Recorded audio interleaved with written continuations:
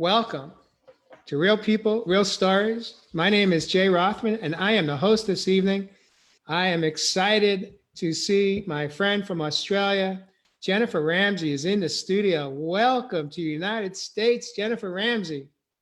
Thank you so much for having me, Jay. It's so lovely connecting with you again. I love it. Well, it's been some time since we got together. As we wait for some people to jump onto this broadcast with us. For me, it is actually 6 p.m. out in Arizona. For you, it's 11 a.m. on Thursday morning. So you've got a jump start on me. Hopefully, you're having a good morning you're coming out of Queens, Brisbane, if I'm correct. Yes, Brisbane, that's right. Brisbane. All right. And so for those of you joining us from overseas, welcome. Hope you enjoy our conversation. What I do want to say is that as we get into this conversation on the grieving process that you have just been going through, if you're in the audience and you joined us, if you have any questions or comments, please feel free to share them in the feed, and Jennifer and I will make it a point. She's probably not sure if you're going to be able to read it or see it, but I can. And so I'll, if any questions to pop up, if we have time, I'll do my best to create time for us to answer some questions. The last time you and I got together for a show, it was shortly thereafter, probably around April of last year. We had been together. Back in March, we met up in Las Vegas at an event called QRT, and you were actually on stage, a very, very important role in that retreat, a 3-day retreat. People came in from all over the US, as well as others came in from overseas, as far away as Australia, and perhaps even further. But what impressed me about you, Jennifer, was that it was just, I think, days earlier that your mom had passed, and we had kept in touch before the actual event. And in my mind, I wasn't even sure if you were going to board the plane. You had made a major commitment to your team. You were part of the QRT team, so it wasn't like you were going as a guest like I was. You had a significant role, and you chose to show up, and you did an amazing job, all things considered. Even if you hadn't been just faced with the loss of your mom, the passing, you still did an amazing job. But under those circumstances, it was really interesting for me to watch how you navigated through each day. And of course, I wasn't privy to see what was going on behind the curtain, behind the stage. But from the front, you really held it together. And that was really impressive. What I know today is that a lot of how we get through those moments when we choose to show up, even during a major catastrophic moment in our life, an event, what's behind a lot of it is that we just push through utilizing adrenaline that our body naturally releases from our brain. It's a chemical reaction utilizing the sympathetic nervous system. And you were in adrenaline mode, I presume, most, if not all of the time you were there. But what happened shortly thereafter was you got home and then you faced your reality. And we chatted, we've kept in touch over the last 9 months, talking business, talking friendship and personal life. And at some point I said to you, I'd love to have you back on as a guest to really share with us what the grieving process has been like for you. Because as I shared in my earlier feed today, we all have to face the loss, the passing of someone in our life. And we know that we have to go through a grieving process. However, I'm not aware of there's too many roadmaps or GPS navigational systems that we could dial in that's going to show us how to get through it, how to walk through it with dignity and grace, with love, and without it taking you out and or the relationships around you. And so I thought it would be a great opportunity to have you come in and kind of go back and share with us what this has been like for you and what you have learned about yourself and what you have learned about the experience of of going through this grieving process. And so welcome again to the studio. Thank you so much, Jay. Thank you. Yes, it's amazing to wind back the clock, to think that all only happened, 9 months ago. And it has been such an enormous journey, but as you said, it's something that all of us have to go through at some point in our lives. We're going to lose a loved one, and you're right, there's no real roadmap or GPS. I know there are grief counsellors out there, and I think if you feel the need, you should definitely work with a grief counsellor. I know they do very good work and so on, but it is a very personal process. And I think probably what I found more than anything was that it's a bit like this, you sort of have your ups and downs, and for me, it's been about the belief systems that I've been holding around the grief process that have probably made it a little bit easier for me. I was talking with a friend who's a friend and a client of mine a couple of weeks ago about, where I was at in the grief process, and he lost his father some years ago, many years ago now, and he said he felt it took him about 5 years to get over that. And look, we all have our own journey and our own process around that, and I think it's a particularly personal journey. But what I guess I'd say to you is that I feel like I have been supported by my belief system, and that has helped me navigate this grief process much more easily than if I had not had it. So that has really been a big help to me. Thank you for sharing that. We've got one of our guests on the show with us, actually in a community, has shared that she just lost her mom 4 months ago. So she commented she understands probably what you've been going through and where you're at with it. What I'd like to do is invite you to share what it has been like for you. Just mentioned, the ups and downs. That for me, if I may paraphrase you, is you have good days and bad days. You have good days, good moments, and difficult moments. How have you navigated through those low moments, and how has that overall impacted your life? Okay, well, it's a big question there. And I guess what I would do is I would start by saying that, to give those who haven't heard the full story a little bit of background. So my mum had dementia for many years, probably 20 years. And for the last really 10 years, my dad had really looked after her, all of her needs. He'd had her at home. He'd had her at home until the last 2.5 years. So for 8.5 years, he was caring for my mum at home, cooking, helping her do the washing, and then she could no longer do that, and then helping her shower and dress, and then helping her eat.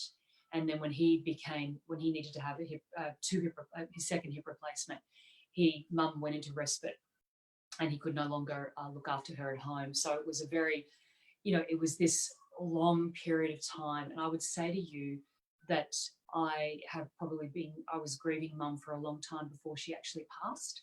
And I think possibly that's what's different, perhaps, if someone's more had a healthy loved one who may have had a shorter time frame of illness.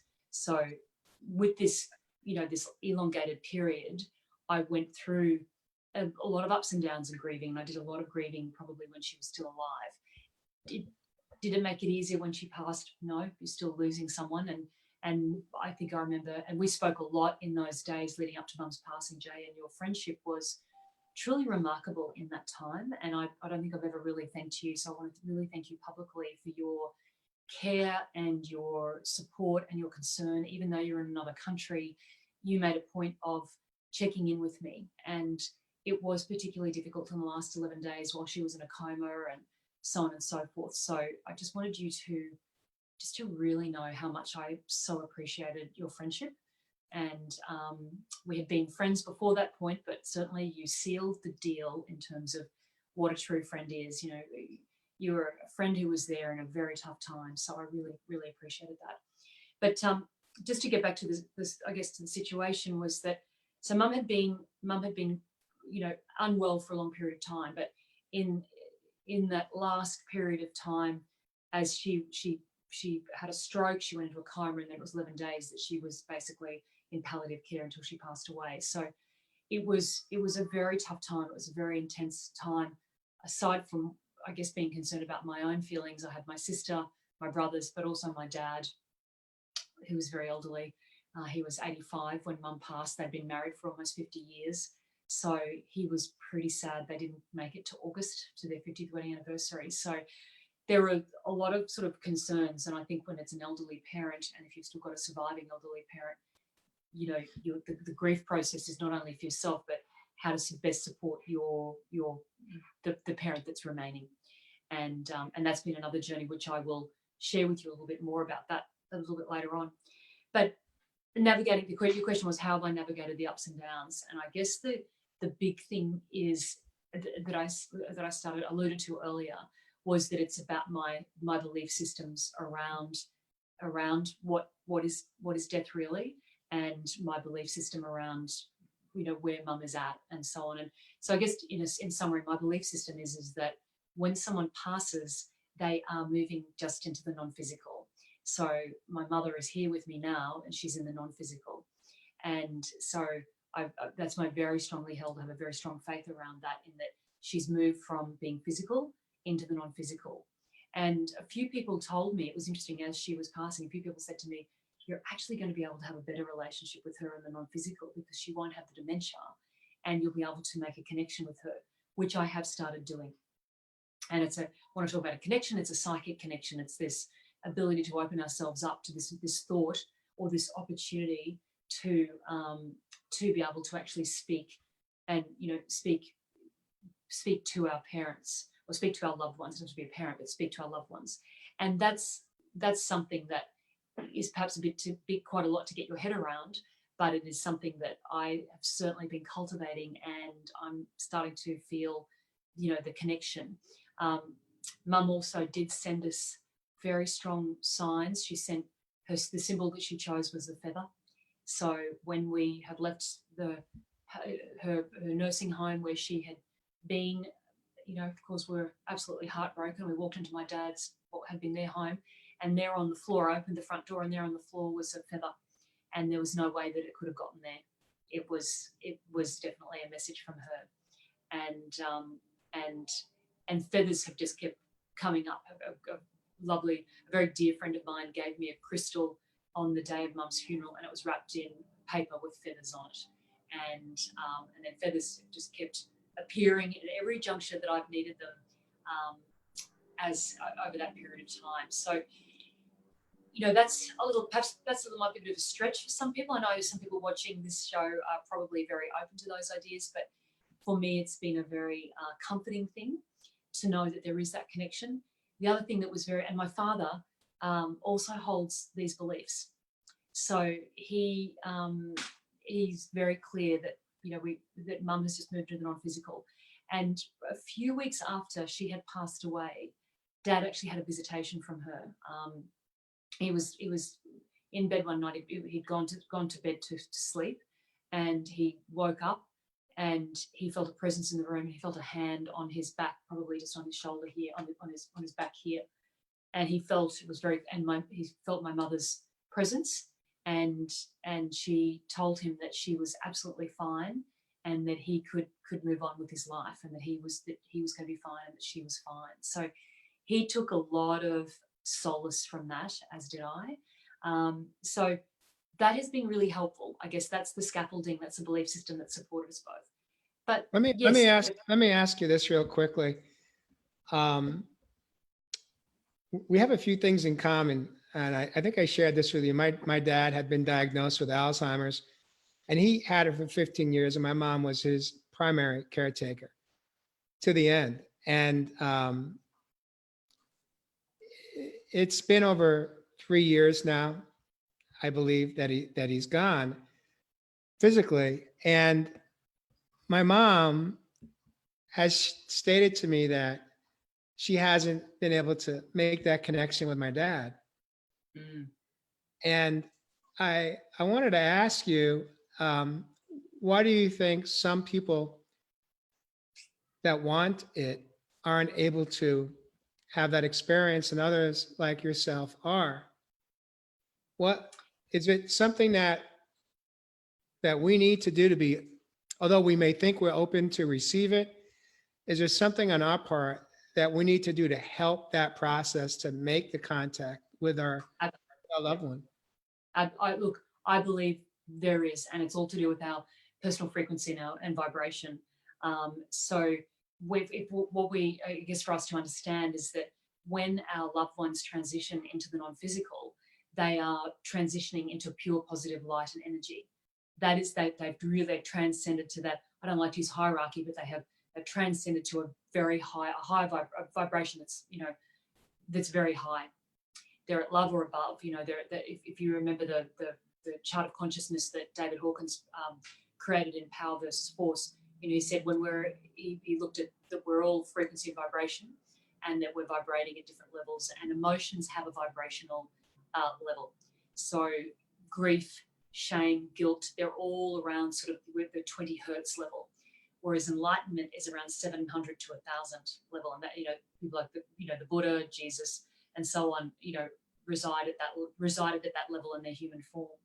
But if we understand, and then basically as you go up that scale, about 500 is where love is, and that's where nature is vibrating at. So this is why we love to see a sunset. This is why we love to walk in nature. This is why we love to be by the ocean, because nature is at that vibrational level of about 500, which is love. So what I'm saying here, without getting too scientific, what I'm saying here is that our loved ones, when they transition, they've gone to the top of that scale. They're at pure positive light and energy. They are not, and in their world, everything is, there is no wrong.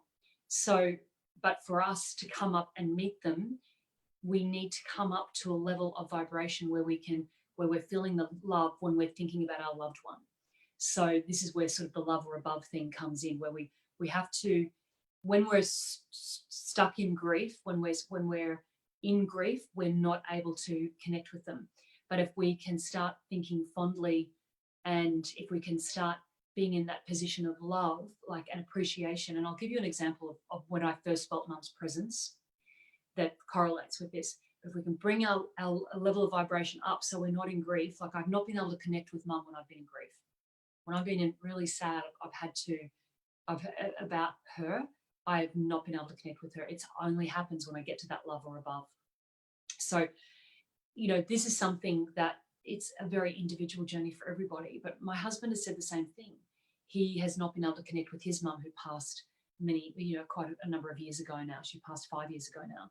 And it's I think because he's not been able to sort of come to that level when he thinks of her. But it's horses for courses.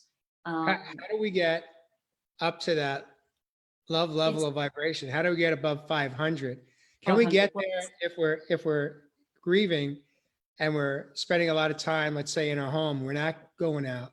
We're just going out for the necessities, but we're not necessarily doing things what do we got to do to help ourselves to get to that high vibrational level so that we can connect?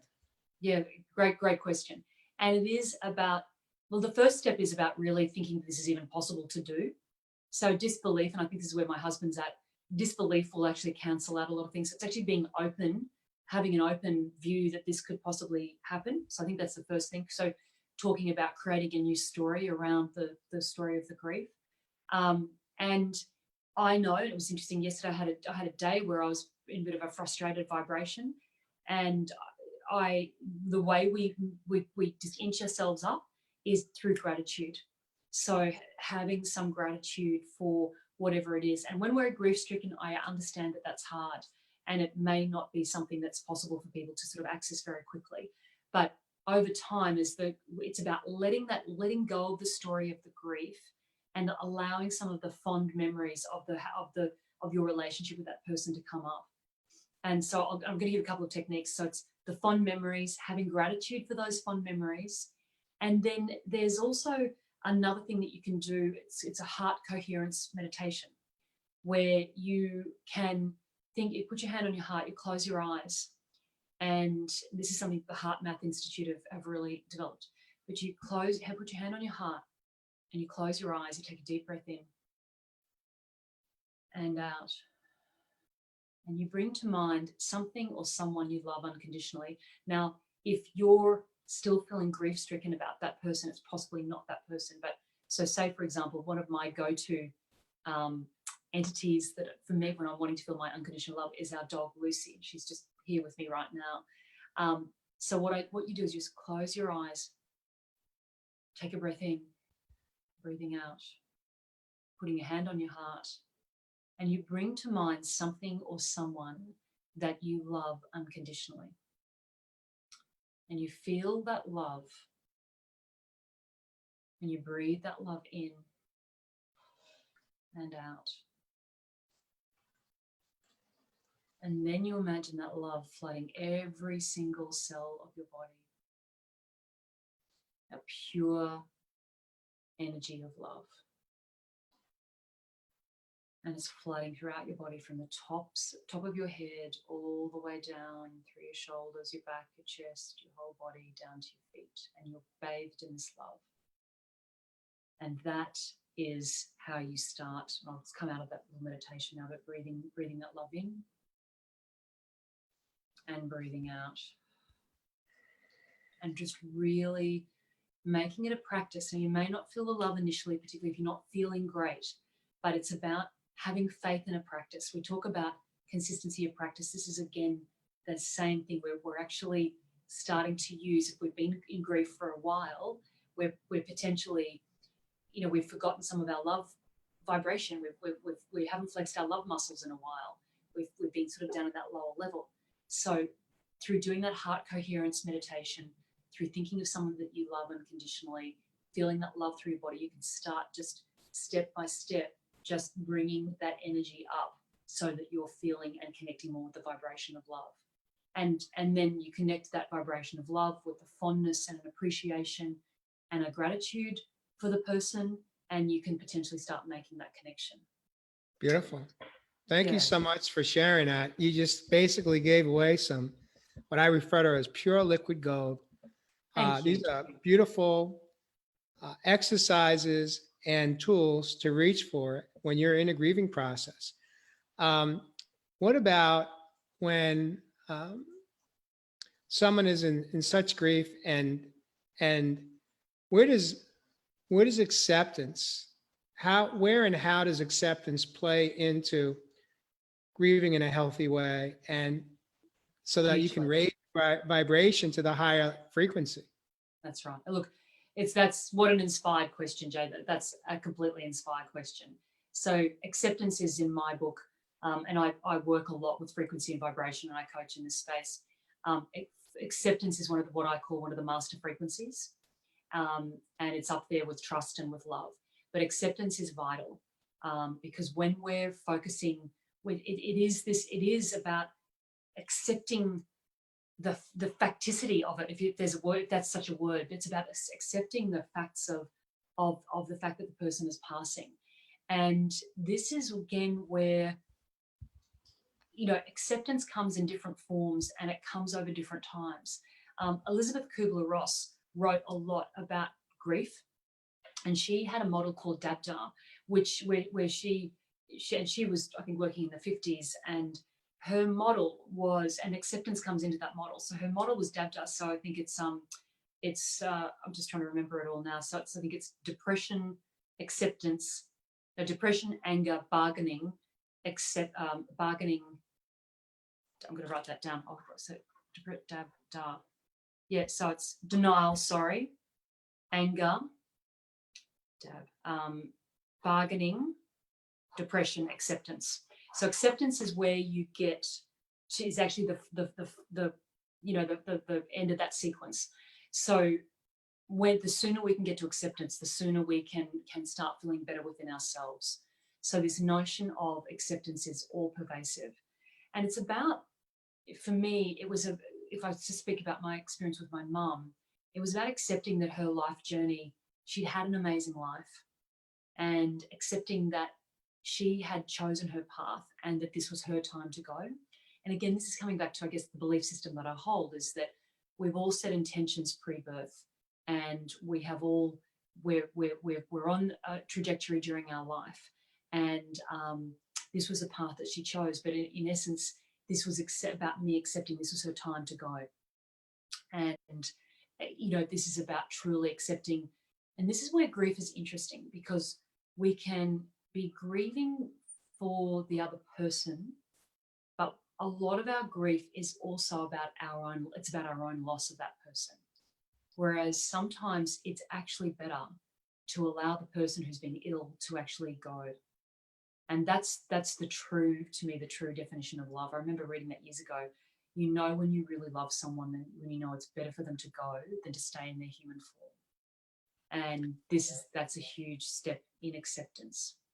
And for Mum, she'd had dementia for 20 years. She'd been locked inside her body for 20 years. And it wasn't all easy for her.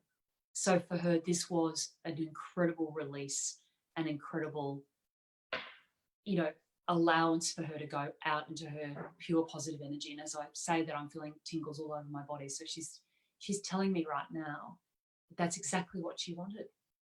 She'd had enough of her earthly form. She'd done what she needed to do. She had 4 children. She had an incredible life. She traveled. She had, many ups and downs herself, but she was very happy with her life. But in that moment, in that time, it was her time to go. And this is where acceptance for me came in, when I started looking at the journey of her passing and her transition as it was actually her journey and her transition. And I needed to honor that with grace and dignity. She was a very graceful and a very dignified woman, and her process was beautiful. So I needed to honor that, and I needed to pull myself out of the picture a little bit. And Well, you say a little bit, but it's a little bit more than a little. It's a lot, because as a child, as a daughter that is left to sort through the back end of the passing, what we resist persists. that's it. And the other side of the coin of acceptance is when we're not accepting, what's behind that is, to an extent, it's us feeling we're being selfish, That's real. especially if someone has been kind of suffering or has been checked out with dementia for 20 years. They are now accepting that it was time for them to go is selfish on our part. And that's how a lot of us tend to go down that road of feeling that way, of lacking our willingness to accept that it was their time. I want to jump into another piece of this, which is significant. I'd like to ask you, if you may, share with me, when you were a little girl, did you have a nickname, and what was your name? Well, it was Jen, or my uncle called me JJ, which I think is similar to your nickname. Yeah, it's the same. Okay, so if I may, in this moment, can I call you JJ? Are you okay with that? Okay. So even though you are a beautiful, mature woman today, we know that JJ is still alive, and JJ still has her needs. And JJ still, not only did you have to walk through the grieving process as the adult, but there's that other part of you, that inner child part, that JJ also had to go through her own grieving process. What has that been like for JJ? Yeah, you talk about the ups and the downs, there are the downs. I think it's when the inner child, that young part of me, has really missed her mum, and the worst day of the year was my birthday, interestingly. The worst day this year was the day of my birthday. And I was thinking, why is this being such a difficult day when it was a couple of months after everything had happened? But what I realized was that Mum had made JJ's day so special. And it was that real, it's that inner child within us that still misses her. And this is the piece I did want to talk about, Jay, is that while I can have the belief system and while I can operate through those other constructs I was talking about, there is still our inner child. There is still our human body who needs to go through a grieving process. And it was about allowing the space for that to happen. And that's certainly what I realized on the day of my birthday, was that, this was going to be, it became apparent pretty early on in the day. And that as the day wore on, I could really dive into how I was feeling. And I just went, I've just got to go with this. I have just got to go with this process and allow my little girl, my JJ, to actually experience what she needs to experience. And creating and allowing the space for that. So that day, I think it was a Sunday here that day, and I had I did some, some family celebrations, and then that afternoon I'd been gifted a massage, so I thought I'll go and get a massage. And then I got onto the table, and for whatever, and it was anyway, I got onto the table, and then I let it go, and that was me being vulnerable and just allowing that grief process to come up. And I think that's probably the other thing that I would connect to what I've been saying today, is that it's about allowing the space for that and allowing your human body to really just howl and express as much as it possibly can. And I did on my birthday, and probably that was the thing. I didn't have much of a chance to do that when after Mum's passing, and then because I came to the US so quickly after to QRT in Las Vegas, so there was no time for that. So I think what happened then, there was sort of, my birthday was one of the really key days. There's been a few other days, and there's another incident I'll share with you in just a moment that only happened a week or so ago. So there have been times, it's almost like it's just understanding that it's almost like, the volcano's bubbling underneath, and it's every once in a while it's going to have a bit of a blowout, and allowing the space for that to happen. And I think if I think of anything that I would do differently, it would be creating some more space for my inner child to do some of that grieving straight afterwards. But it just, in this instance, it wasn't possible. So it is how do we do that? It's allowing the space. I remember reading years ago, Brandon Bays, who wrote The Journey, she spoke of a grief process that she went through, and I think she'd lost a house in a fire. I think her husband had gone and something else had happened. And she just made a decision. She was going to sit in her home for 7 days and have all the food and everything that she needed, but she was going to sit and allow her body to go through the grief process, to scream, to howl, to do whatever she needed to do. And I actually used that process a few years ago, back in 2013, when we lost our dog. So I'd had, he was a beautiful little dog. He was a toy poodle Shih Tzu called Eddie. He was just absolutely, had been the light of my life. And he was taken very suddenly within about 48 hours. And it was about accepting all the circumstances around that, accepting the role that I'd played, and that I thought, I didn't do what I needed to do. And I took on board that process. Then I remember I read that, and I stayed here at home, and I howled for about 4 days. And I could see how that just allowing of any energy to come through, by allowing, it could clear. So again, it's an energy and vibration thing. Sometimes when this is where the human body comes in. If we're still feeling we can't get to that love or above, then maybe there's some more, just more stuff that has to come out. And that cathartic process of crying or screaming or hitting a pillow or whatever it is, then those are also very valid tools and techniques to use to just get that energy out. Because society will say to us, after a certain period of time, we should have stopped grieving and we need to be moving on. I mean, that was a very traditional view. It's probably less so now. But sorry, I'm talking a lot, but I remember a story that my mum actually told me. She had lost her first husband at the age of 33. She had 3 small children under 6, 5 and 20 months old. And she was suddenly widowed. He was killed in a very tragic accident. And she was an amazing, courageous woman, to have gone through all of this.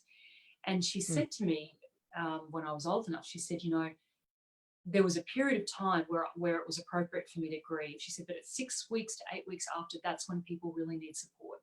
She said, because everyone else has gone back to their lives, but you're still stuck She was just like literally holding the baby, thinking, how do I put my life back together? So this is where it's allowing us to have a span of allowing ourselves to go in and out of the grief. But I guess in my view, Jay, it's creating the space, have that cathartic approach if you can, and then then come back up out of that. I sort of feel like it's like this, but and then the downs become over time. The downs become less down, and things even out. It's over time. The saying that time heals all wounds is pretty accurate. It does heal. We do heal, and it's our choice. I think this is the thing. It's about not rushing the process. It's a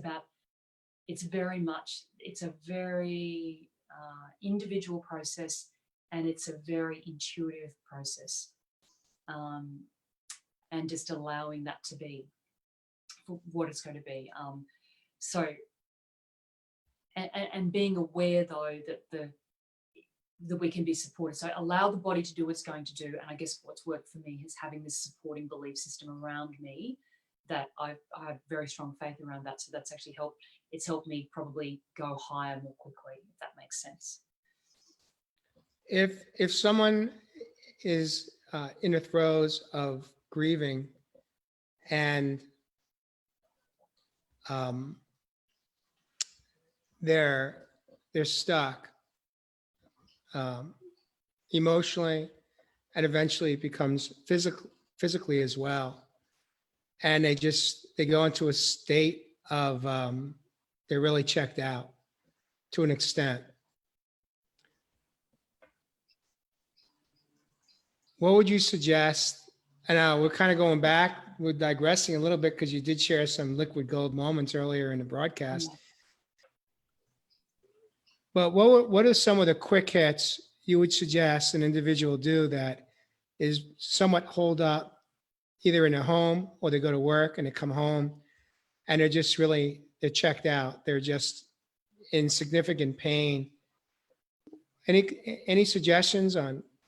I would really, I guess a couple of things I would say is that it's time to reach out. If this is an elongated period of time, it is time to reach out and start to have a conversation with someone about that. Because what's happening when we're caught in this ongoing, let's say we're caught in this frequency of depression and lowness. There will be certain ruminating thoughts or certain ruminating stories that we tell ourselves to perpetuate that story continuing on. The human body can only retain an emotion for about 7 seconds. Any given emotion, we can shift like that. But it's about making a choice that we do want to make a shift, and it's about what inputs we get. So if we are thinking a series of thoughts, these series of thoughts just keep us in a habitual pattern. And we can be functioning, as you said, people can be going to work potentially or whatever. But it's about what I would ask people to, if they're caught in that situation, is to just for a moment take a breath and just listen to the stories that you're telling yourself or the thoughts that you're holding about this particular situation, and just have an awareness of what that story is. And then I would ask you, is that what your loved one, is that the story your loved one who's now in pure positive energy, is that the story that they would want you to be holding and carrying in your life? Because you do have this opportunity to be in physical reality right now. And I know at times of grief, we don't feel that being in physical reality is a great thing, and we want to check out. I get that. I've been there. I've experienced, aside from grief, I've experienced severe anxiety, and I have really felt the need to check out in a very serious way. So I really get that low, black, dark, locked in a black room feeling. I get it. I absolutely get it. But in this instance, when we're talking around grief, I would just be saying to you, what would your loved one really want for you right now? What would be most what would they see as most beneficial? And our loved ones, when they have transitioned, they are in this pure positive light energy. They're in this space where they want to see the best for you. And my other understanding is that this opportunity that we have to be in physical reality is actually a very significant opportunity, even if it doesn't feel like that in that dark moment that you're in, because we get the chance to touch, to taste, to feel, to sense, to speak, to experience, and to expand. And ultimately, that's why we're here. And that's what our loved ones want for us, is they want for us to expand, and they also want for us to explore the abundance and the love and the joy of life.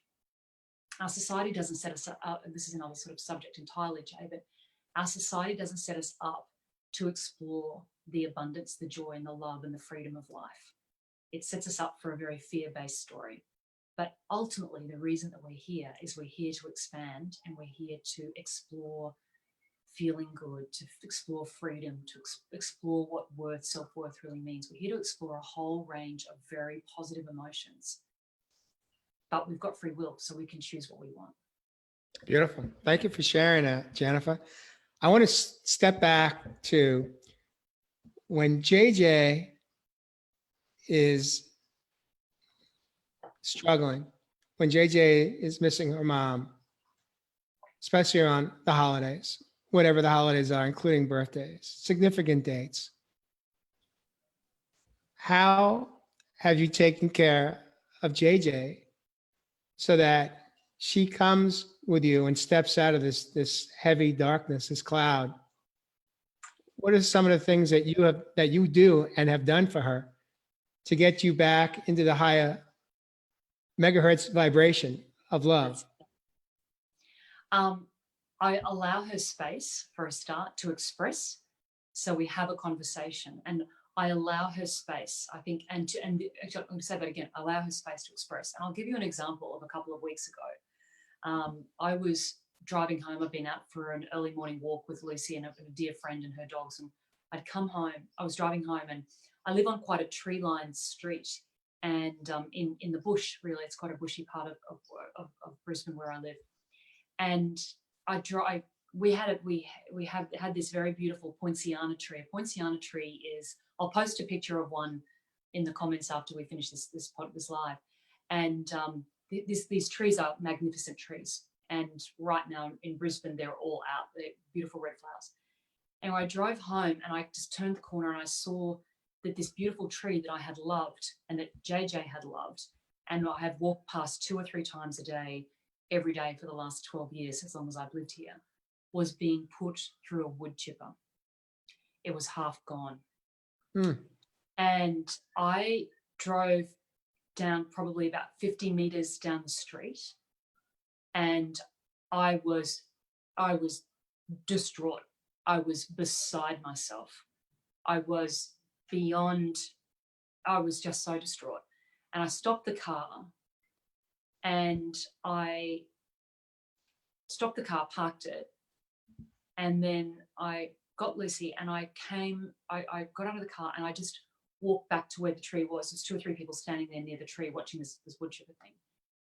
And this is where I allowed JJ to really express. I was in tears. I was literally crying.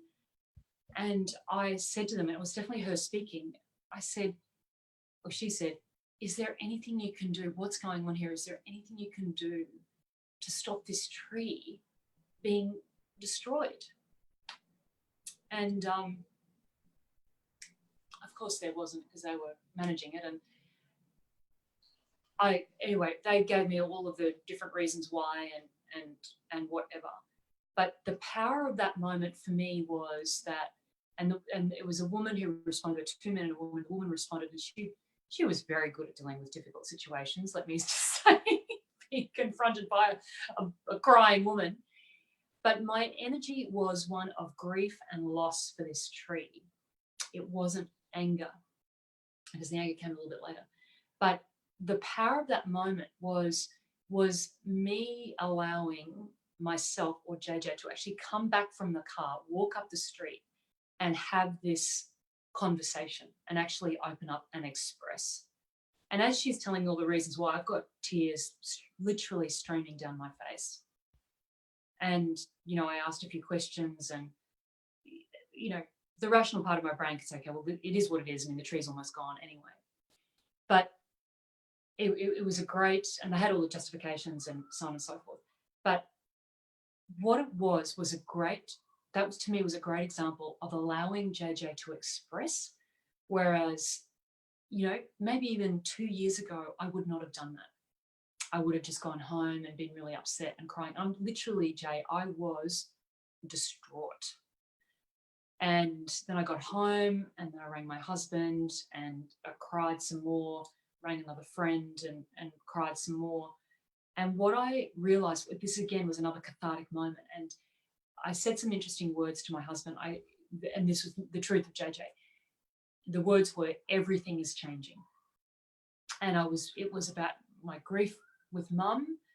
My father, who's elderly, has just decided he wants to go into aged care, which is where mum was, and because his mobility is reducing and his health is declining.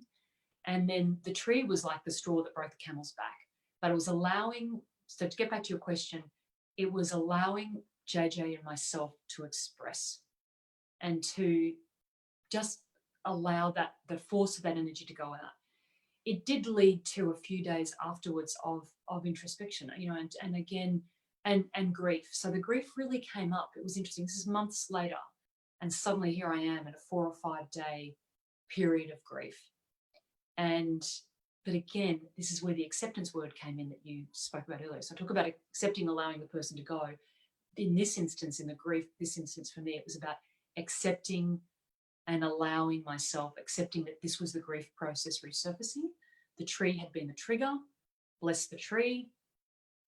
And I was just, the plan was, I just needed to just accept it. So I just talked about how I was feeling. So again, it was expression crying if I need to talk about how I'm feeling.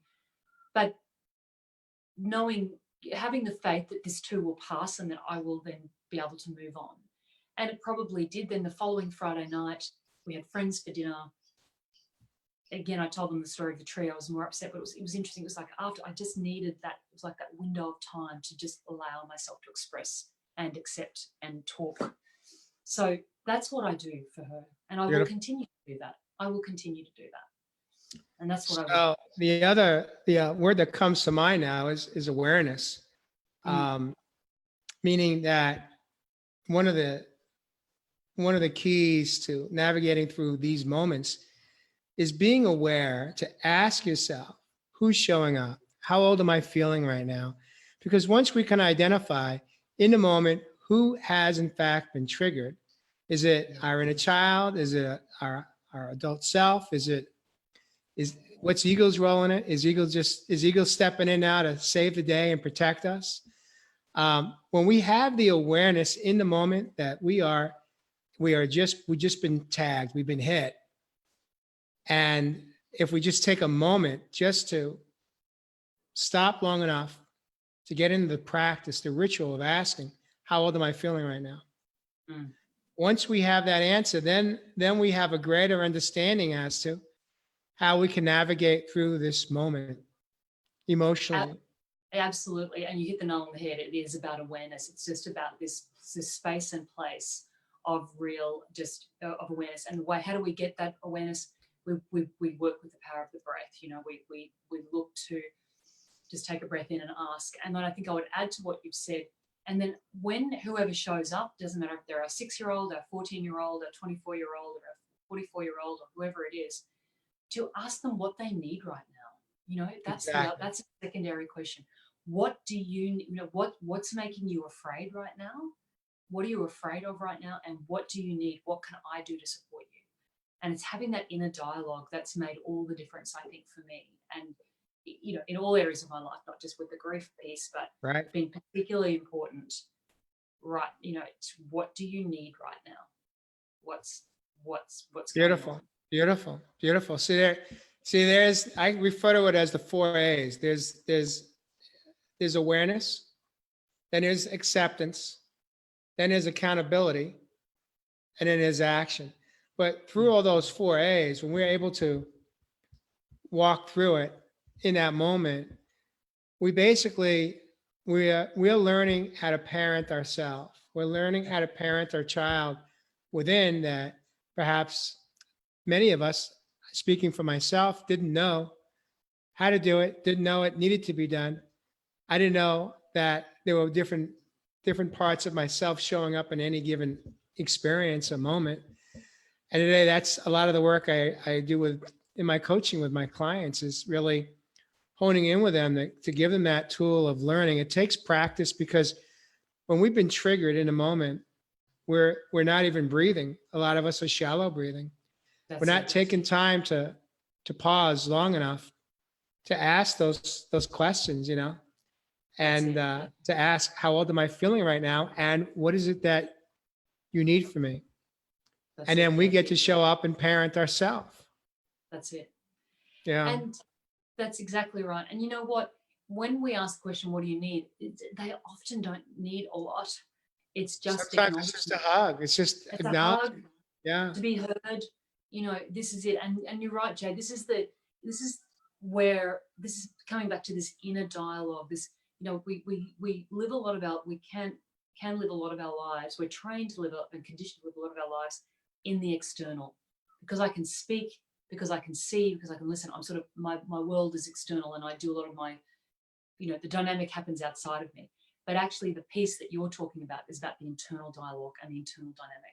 And we need to find the balance in that. If there was a seesaw, where this is the external dynamic and this is the internal dynamic, we want to try and balance those scales a bit more. So we're having our external life and our external conversations, but more internal conversations of quality, And this is the other thing it's about the quality of conversation that you're having with yourself as well, and being aware, to use your awareness. What am I saying to myself that's perpetuating this story?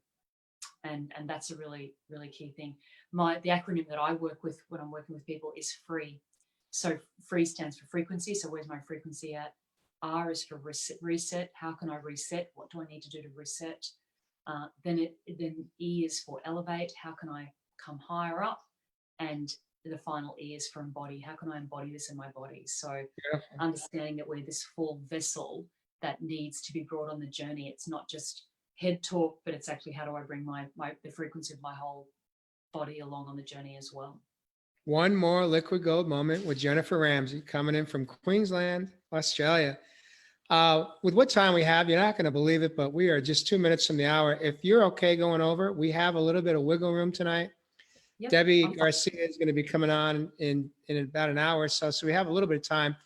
I'd like to ask you, what role has your husband played for you in this grieving process? Has it been a help? Has it been helpful, or has it been a burden? And it's been helpful. Yeah. So go. Mhm. No, I put it out there because not everybody, even in our own home, understands how to grieve, and what we need, what you need, what I need in a moment of grieving. Yeah. It's very misunderstood because we're not taught it.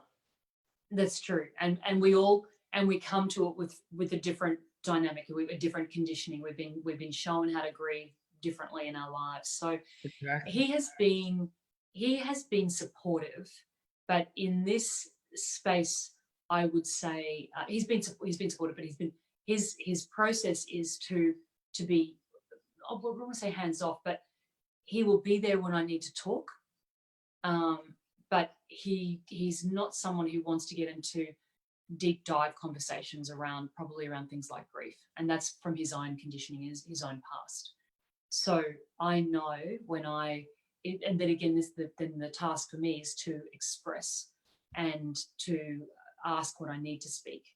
So he's a little like the sentinel at the gate, if you know what I mean. He's there to hold the space, and then if I need that, if I want to engage, then I will go. I can ask, and the day of the tree, he's the first person I want to call and speak to about that. You know, he's my go-to when the chips are down. But and you know, and in that, as I said, that week after, I was sort of expressing how I was feeling. But he's learned not to be a fix-it man, which is good for him and good for me. So he will create space and allow space, and then, you know, it's my job to do my healing rather than him, because it is, I create my own reality, and he can't fix me, he can't make things better for me. I'm the one who does that. Your word accountability, I need to take full accountability for that. But it's obviously nice to know that there's a soft landing if I need it. But this grieving is a somewhat individual journey as well, because only we can know how we're feeling. Back in 2015, my personal experience in my life was very, very profound. I had to navigate through 3 deaths in the same year. One was the death of my marriage. I decided to exit out after being with my wife for just shy of 30 years. And even though it was my choice to leave, I realized shortly thereafter that I was feeling a lot of emotions and understanding one day that it was a death. The relationship as it was would never be the same. And even though it was my choice to exit out, I realized how important it was for me to give myself permission to honor that and to go through that process. And then 3 months later, my dad passed. And then it wasn't that long after that I realized that there was a third death that I had to navigate through, which was the death of myself. Because I had hit such a low rock bottom in 15. I was near death physically. And if I wanted to live and not just survive, but experience what thriving in life can feel like, I had to be willing to allow myself to die. All my old belief systems, how I acted, how I behaved, how I showed up in all aspects of my life for myself and my relationships outside of me. And so I got the opportunity to go through that process simultaneously, all three. And it ended up being an incredible experience to me, because for the first time in my life, I gave myself permission to go through the process. But for me, the key for me to coming through it truly was not sitting in home, not moving. For me, it was the key things that I had to do was I had to move. I changed my nutrition, and I kept myself open to experience the emotions behind each moment. Yeah. And then express them through writing. I learned how to write. I had never written before. I became a writer. Eventually, I blogged it out. I learned how to trust someone in my life and share what I was feeling in any given moment. And they were a tremendous listener, and gave me my space, but also honored me in those moments when I was at my lowest, in pain. But I gave myself permission to go through that process just the same way you described it tonight. And it turned out to be one of the greatest experiences in my life. Yeah. And for myself, I got to learn a lot about myself. And so what I'd like to do is ask you this last question, which is, what did you learn most about who Jennifer Ramsey is through this process over the last 9 months or so?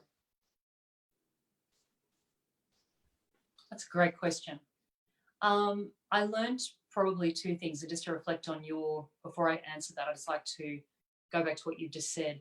The thing that you did, you gave yourself permission to go through that process, but you realized you had a choice, and you made a choice for expansion rather than contraction.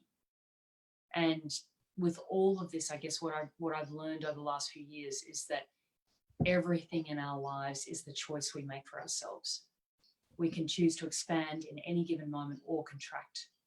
The choice is ours.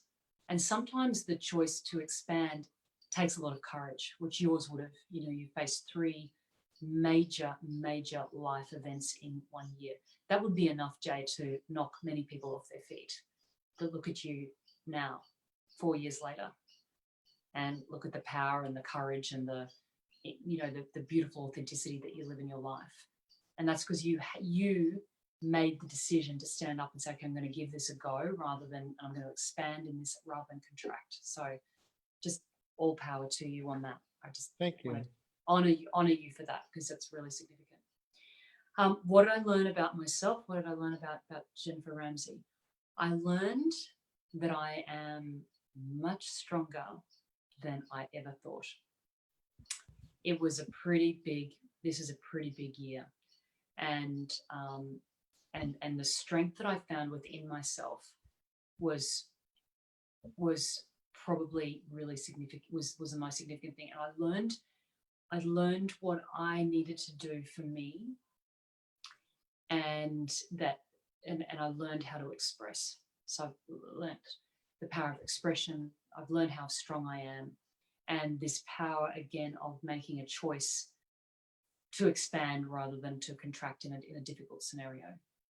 So they're probably the key things, and reinforce this point that I choose how I think and how I feel. No one else is doing it. I create my reality through those choices. So if I want a great reality, I've got to make choices that are going to support that. And look, there's still going to be obstacles and issues along the way. Nothing's perfect, but even obstacles are opportunities for expansion. It's how we choose to look at them.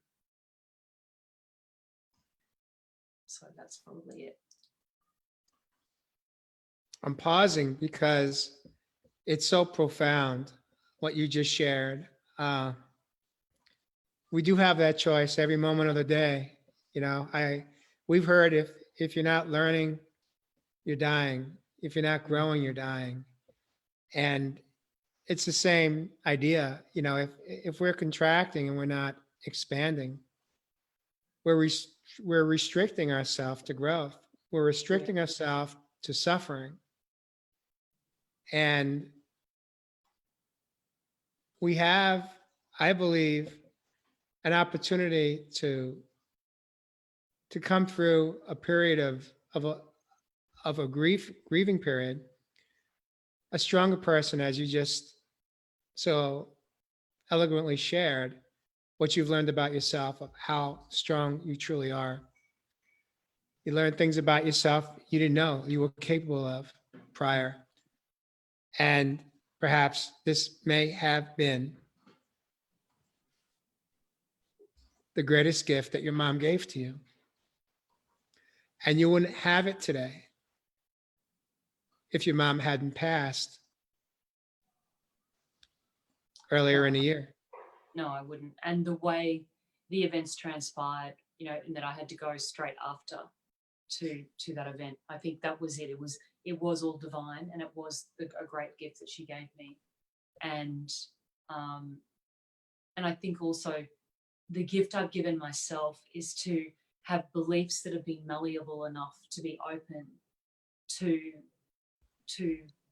the opportunity to speak to her in the non-physical, to actually be open enough that these things are possible. Because I think I probably might have fallen into the skeptical camp a few years ago and said, oh no, that's not possible.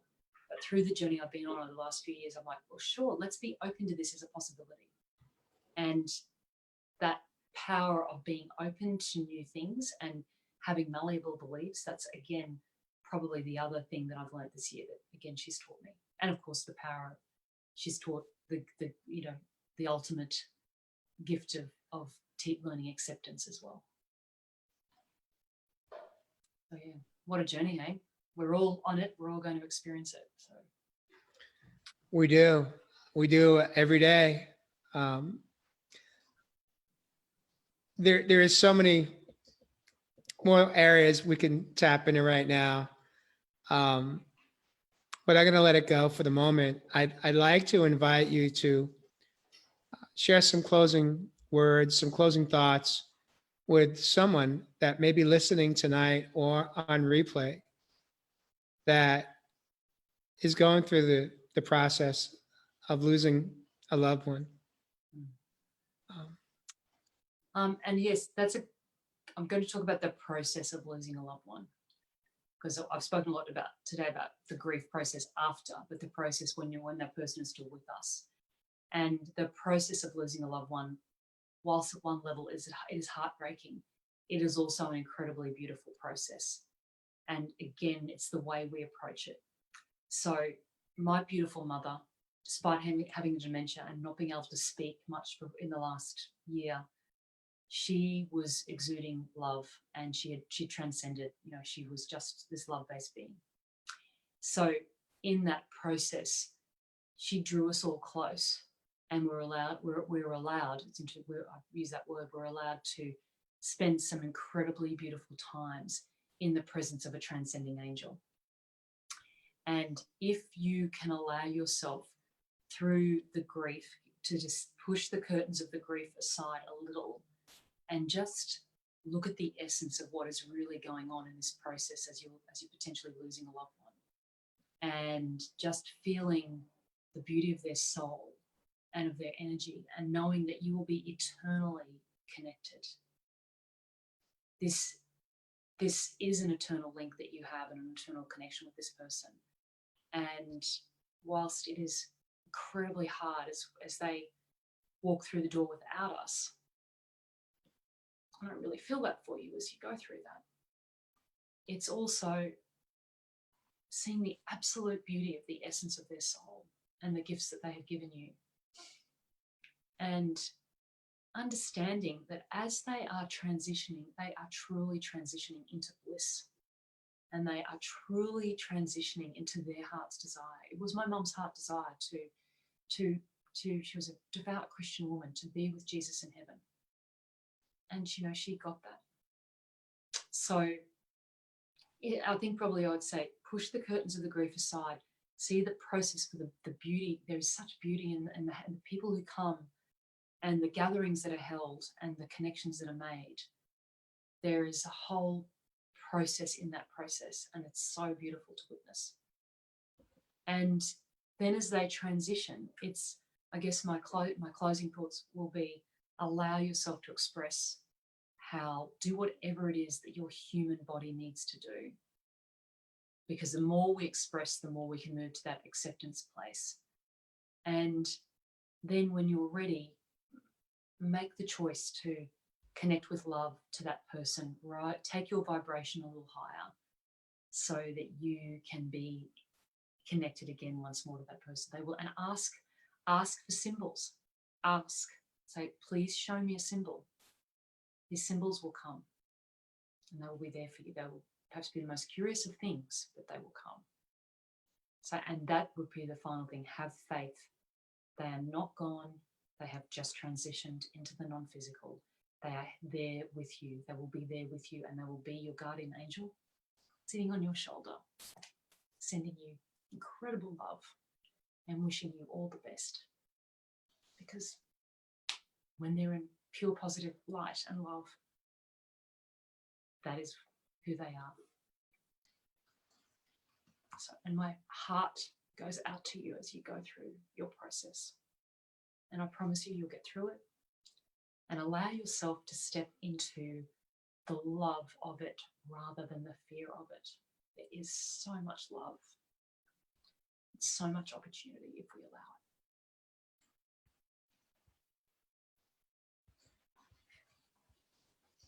Thank you, Jennifer Ramsey. If somebody wants to get hold of you, how can you be reached?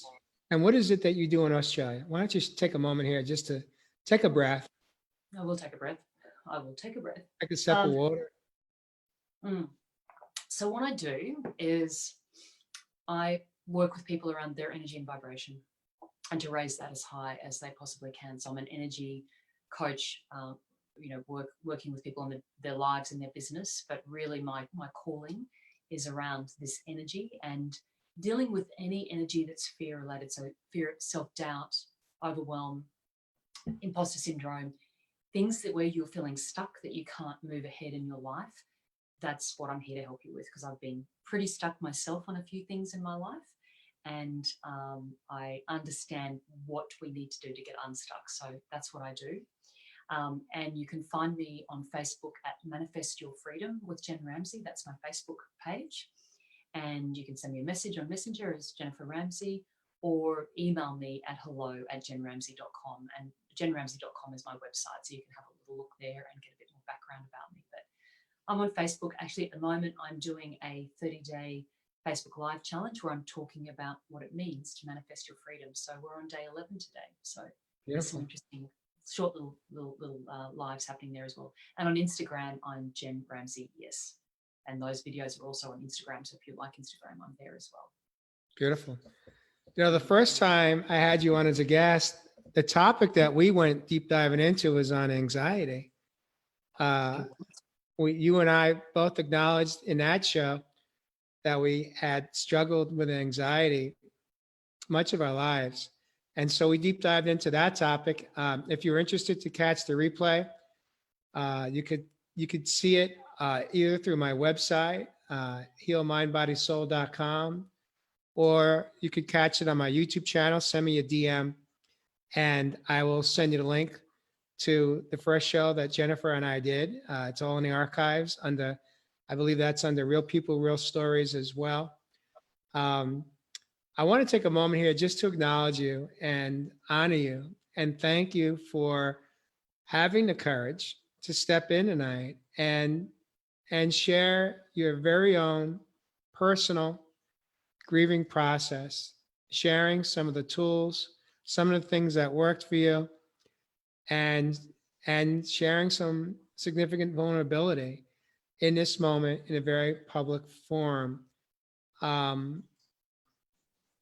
This is why I show up. This is why I do the work that I do today, because it's not only an opportunity for you to have, as a guest, to have some additional healing take place in the studio, but it's also an opportunity for those in the community that tune in to possibly hear something that helps inspire them, gives them hope and courage to change. And through that change, we can improve whatever aspect of your life that you may be struggling with, challenged with, suffering with. It's possible. Hope for me is healing our perspective every day. We just have to be willing to show up and take action. Baby steps, big priority. Expand rather than contract, as you so eloquently shared tonight. And with that, thank you so much for joining me. Jennifer, if you could just stay in the studio for a few moments. For those of you that stayed with us for the show tonight, thank you so much. We appreciate your showing up just on time. And we'll catch you next time on Real People, Real Stories, Raw.